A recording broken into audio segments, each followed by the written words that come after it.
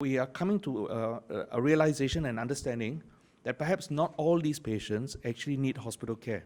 And if they do not require hospital care, then obviously that is a better thing. It helps, therefore, to make sure that the care we provide for them is appropriate for their needs. This is irrespective of what the numbers are, but it's just an understanding that many of these patients do not need to stay in the hospital.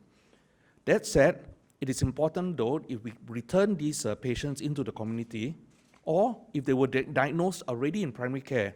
without needing them to come into hospital, we do need to put in place measures such that even if they have a diagnosis of COVID-19, there is no concern or risk of spread to other people in the community. And therefore, some attention that needs to be paid towards how we would allow them to isolate themselves in the community, or if they're not able to do so in their homes, then to provide them with an option where they can safely stay in the community without any risk of spread to others. And these are measures they're working on. There are several things we want to put in place, including being confident that the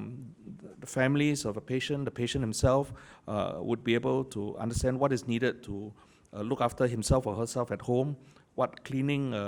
regimes need to be put in place to make sure that, in fact, where they are in their room at home, it would not therefore be a source of concern if other people then come into that same room or same part of the home.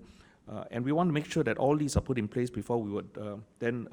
open up this possibility, in fact, of patients with COVID-19 infection then being looked after in the community. We are not pressurized and dictated necessarily by the numbers of patients, and would we therefore be influenced only by a worry that we'd have too many patients in Singapore that overwhelms our hospital system. If we believe that they can safely and confidently be looked after and nursed in the community, we might very well do so much earlier before even that future potential possibility occurs.